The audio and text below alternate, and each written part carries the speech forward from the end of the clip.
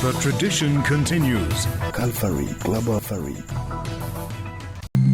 In the Eastern Democratic Republic of the Congo, M23 rebels are reported to have entered the strategic border city of Uvira.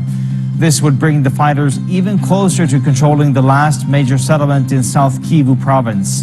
On Tuesday in Goma, M23 officials met with other rebel groups, part of the AFC coalition, to discuss the situation in Uvira. For more than 3 months, the situation in Uvira has been chaos.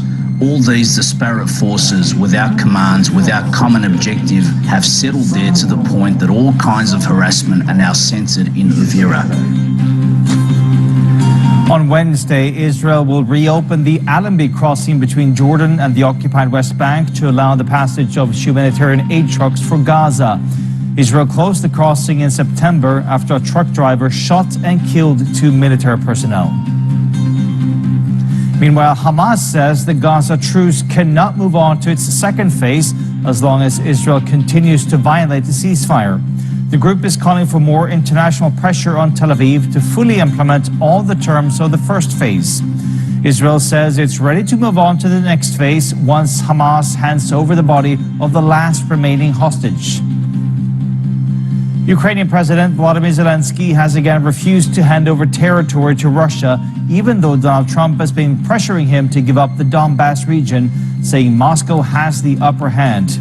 But Zelensky is instead now working on his own version of the peace plan with European leaders. He also says his country could be ready to hold elections within the next 60 to 90 days. I am asking the members of our faction, in principle our parliamentarians, to prepare legislative proposals on the possibility of changing the legislative framework and the law on elections during martial law.